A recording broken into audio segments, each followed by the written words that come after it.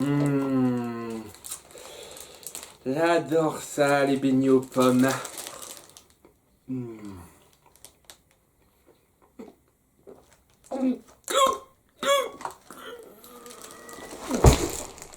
On poursuit l'histoire de Blanche-Neige et du prince charmant après qu'il se soit fait enlever par les hommes du roi Trouduc. Donc elle a mobilisé les nains, le petit chaperon rouge et même les fées pour aller à l'assaut du château en n'ayant aucun remords à tuer des gens au passage apparemment. Je veux dire, il y a un moment donné où pour la sauver, Grincheux lui plante une pioche dans le dos de quelqu'un en le tuant très clairement. Oh, elle est contente, il n'y a pas de problème. Apparemment, il n'y a pas de problème à tuer des gens quand ils travaillent pour l'ennemi. Hein.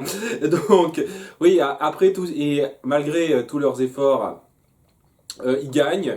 Mais le prince charmant n'est plus là. Voilà, donc c'était un peu une scène.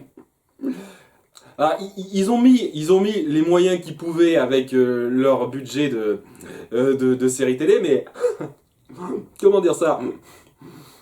Ça donne un petit peu une impression de remplissage inutile. Quand au final, la seule chose qui importe, c'est que Blanche découvre que votre prince est dans un autre château. Ça fait la première moitié du flashback qui ne sert pas à grand chose. Donc oui, le prince a été emmené par la méchante reine qui offre à Blanche-Neige de se rencontrer sans armes. Donc elle y va malgré les réticences de ses amis. Alors à ce moment-là, Regina lui rappelle comment ils se sont rencontrés et lui dit que par ce qu'elle a fait, elle a été responsable de la mort de son amoureux Daniel. C'est à ce moment-là qu'elle le découvre. Voilà. Voilà, je tiens à dire ça, sachant que va y avoir pas mal de trucs là-dessus. C'est pas parce que j'éprouve un peu de peine pour le personnage de la reine que tout d'un coup je peux accepter comme ça qu'elle se rachète. Il y a ce que les actes ont fait et ces actes sont allés très loin. Donc c'est pas parce que j'éprouve un peu de peine pour la reine, notamment par rapport à cet épisode, que tout d'un coup je vais me dire oh il y a aucun problème à ce qu'elle se rachète plus tard. Quoi qu'il en soit, elle propose un marché à Blanche-Neige, lui disant croque cette pomme empoisonnée qui t'endormira dans un état de mort apparente, et à ce moment-là, je te promets que je ne tuerai pas ton prince. Voilà, je trouve qu'il y a des façons plus subtiles de l'amener à manger cette pomme, mais ok. Et donc, par amour pour David, et qu'elle continue d'appeler James. Donc, il y a un moment donné, est-ce qu'il va lui dire son vrai prénom à un moment donné, le prince David et à ce moment-là, donc, elle tombe dans un sommeil de mort, et tout le monde croit qu'elle est morte, tous ses amis croient qu'elle est morte.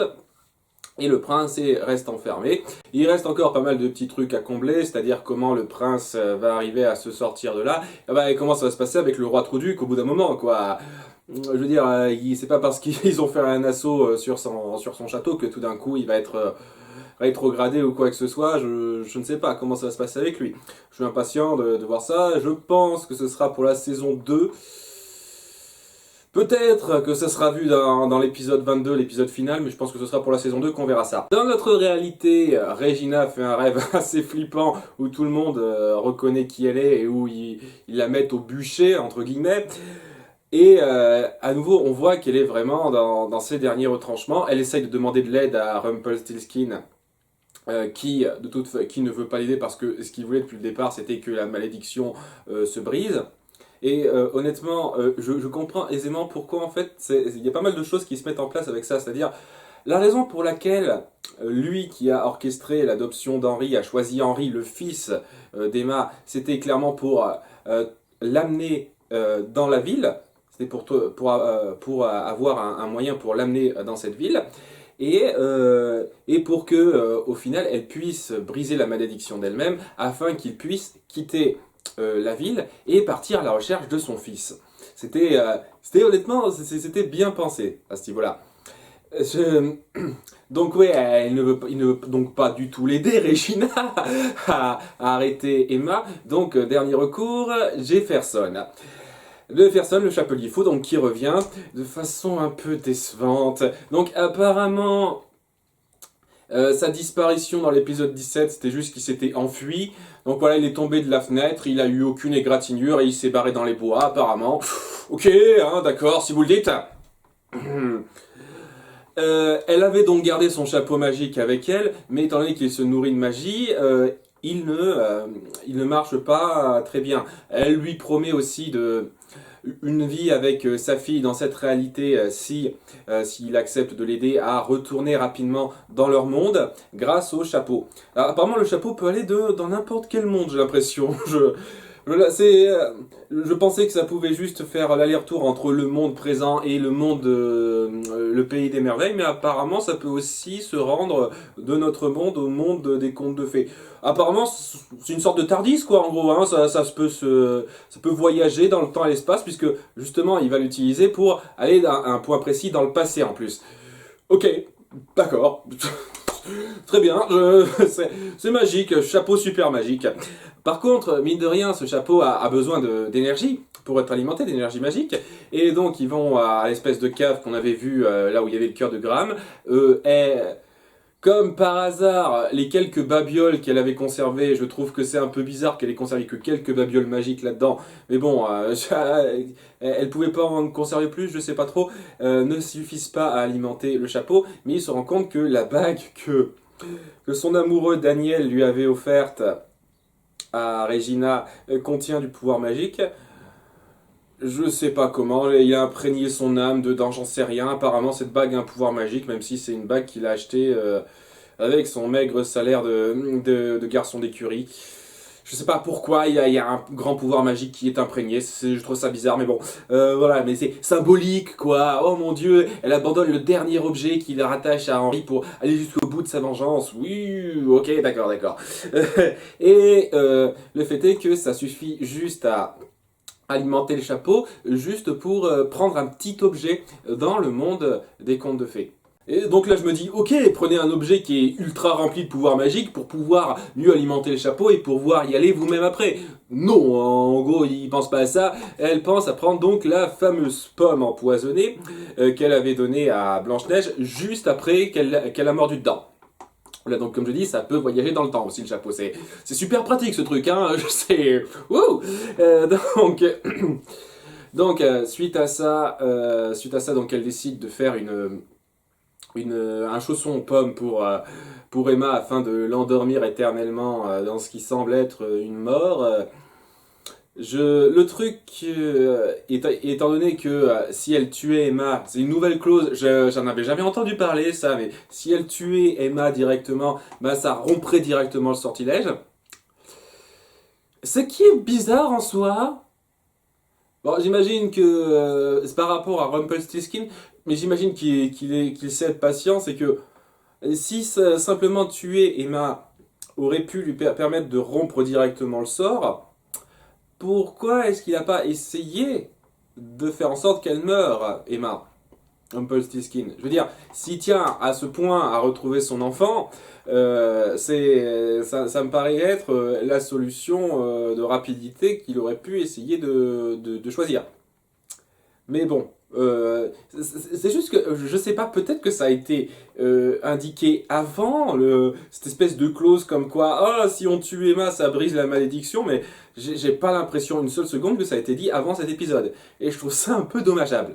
Pendant tout ce temps-là, je vous raconte un petit peu l'histoire autour d'Emma en parallèle. C'est-à-dire que donc elle a essayé de s'enfuir avec Henry. Henry l'a vite convaincu de renoncer à cette folie-là. Et juste après ça, elle a un échange avec Marie-Margaret qui se comporte un peu en sale garce, je trouve.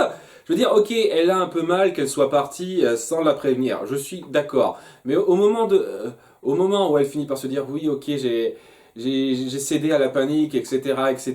Elle lui dit, ok, je sais tu sais que j'ai vécu la même chose, et donc je vais pas essayer de te comprendre. Et donc, si tu veux arranger les choses, il faut que tu trouves un moyen de retrouver ton fils, d'aider ton fils. Et il dit comment? Bah c'est toi sa mère, pas moi. Je t'aide pas, va te faire foutre, en gros. C'est ce qu'elle a dit à la fin de la scène. Vraiment, ça c'est le truc qui m'a gavé dans cet épisode. Je veux dire, qu'est-ce qui t'arrive, Marie-Margaret? Je peux comprendre que tu lui en veuilles de pas t'avoir prévenu, mais à ce point-là... Waouh! Donc merci beaucoup pour va te faire foutre là dans cet épisode. Je veux dire, à nouveau la partie Blanche-Neige, j'ai aucun problème, elle se débrouillait très bien, mais finaise, Marie-Margaret, là, dans cet épisode, j'ai vraiment pas apprécié, quoi, elle m'a un peu gavé.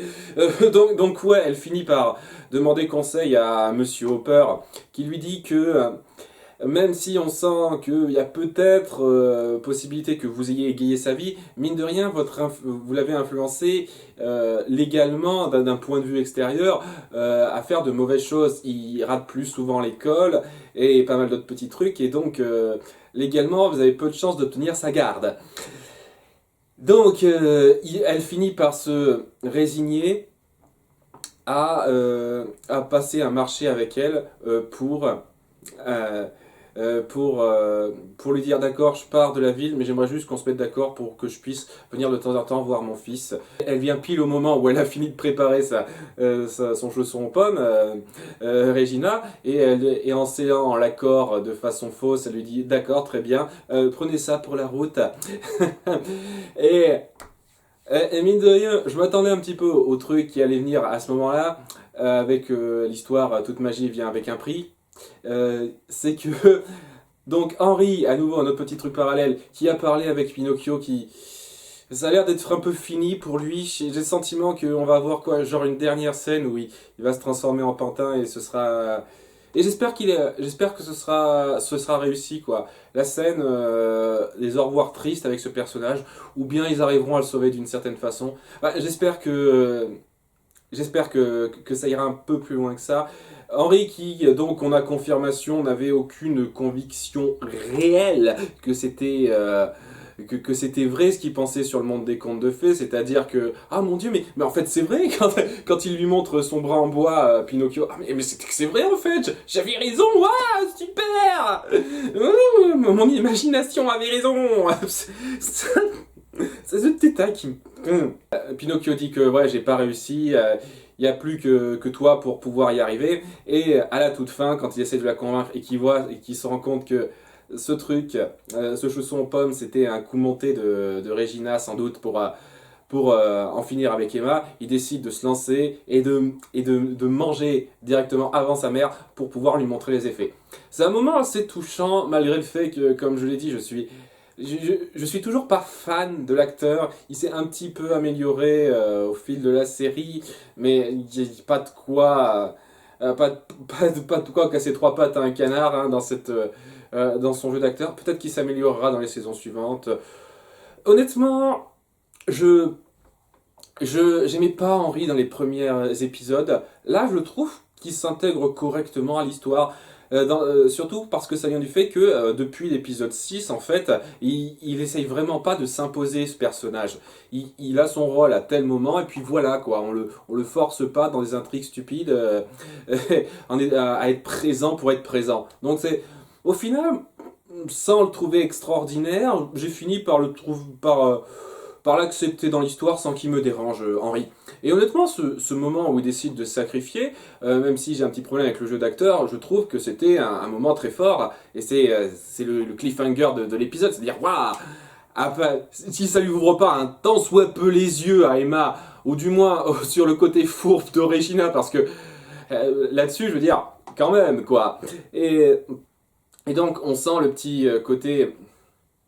le petit côté retour de bâton pour Regina qui risque de mal le vivre, que Henri soit tombé sous le charme qu'elle réservait à Emma. Donc là aussi, j'attends de voir les réactions là-dessus. Ça promet un final assez palpitant en émotion entre ces deux-là. Enfin bon, il y a deux moments donc qui m'ont déplu. Donc la scène avec Marie-Margaret, qui donc... j'ai trouvé déplaisante, vraiment je l'ai trouvé déplaisante ce personnage là sur ce moment. Et le retour de Jefferson qui comme je l'ai dit est décevant. Je veux dire, après tout ce qu'il vient de faire à Marie-Margaret et Emma, il continue à vivre comme ça tranquillement chez lui, il n'y a pas de problème, vraiment. Je veux dire, je sais que elle peut pas mettre ça au grand jour parce que ça voudrait dire que Marie-Margaret a fugué et donc elle a fait obstruction à la loi, etc. etc. Je comprends le truc, mais ouais, quoi. C'était ok, donc il continue sa vie, quoi, en gros, très bien, d'accord. Et j'ai la légère impression qu'ils vont même pas essayer de d'étoffer le passé du personnage, parce que c'est pour moi le truc qui mériterait d'être étoffé. Ils essayent juste de partir sur le fait que ouais, il tient absolument à retrouver sa fille. Je veux dire, c'est touchant sur le principe, je vais pas dire le contraire, mais je veux dire, c'est un personnage qui a beaucoup de mystères, comme je dis, de trous à remplir dans le flashback qu'on a vu sur lui. Donc, j'espère très sincèrement qu'on va avoir un petit truc sur lui, sur son passé, qu'on va avoir d'autres flashbacks de lui après. Parce que sinon, ça m'embêterait, vraiment. Et sinon, c'était juste des petits trucs qui m'ont semblé inutiles, mais pas désagréables. Comme l'attaque du château, comme je vous l'ai dit, épique pour ce que ça se pouvait se permettre, mais voilà, ça servait à rien, mais c'était pas mauvais à voir ou quoi que ce soit. La fugue d'Emma qui finit en queue de poisson assez vite, honnêtement, qui servait juste de cliffhanger pour donner un truc qui nous fasse dire waouh, pour qu'au final, bon, ça s'arrête juste comme ça, sans même un grand discours très poignant d'Henri ou quoi que ce soit. C'est juste pour dire non, non, je veux pas, tu dois sauver la ville et tout, quoi. Voilà, c'était truc, c'était pas mauvais en soi, mais c'était juste, j'ai l'impression qu'ils auraient pu en tirer mieux parti. Dernier détail par rapport à la pomme, je vais me répéter par rapport à ce que j'ai dit dans l'épisode 5, mais qu'est-ce que cette pomme a de si extraordinaire pour que tu puisses n'en faire qu'une seule et que quand quelqu'un te la prend, c'est-à-dire la sorcière de la maison au pain d'épices te la prend, t'es obligé d'aller la récupérer et sans pouvoir t'en faire une autre, Regina. Je veux dire, c'est le truc par rapport à ça que je trouve. J'ai pas compris pourquoi elle pouvait pas s'en faire une autre. C'est tout quand cet épisode 5. J'aurais tendance à dire que c'est le plus faible de la saison pour l'instant. Bon, sans doute le plus faible de la saison tout court. Tout simplement parce que c'était tout beaucoup de bruit pour rien en fait. Tout ce délire pour la pomme qu'elle aurait pu se faire elle-même rapidement en 2 minutes sans que ça ne change quoi que ce soit à la scène avec Blanche-Neige. Mais ça promet pas mal de choses pour la suite. J'attends impatiemment le dernier conflit, le final de la saison. Et je vous dis à la prochaine. Mange des pommes, c'est toujours très bon. Je préfère ça en beignet, moi. Ciao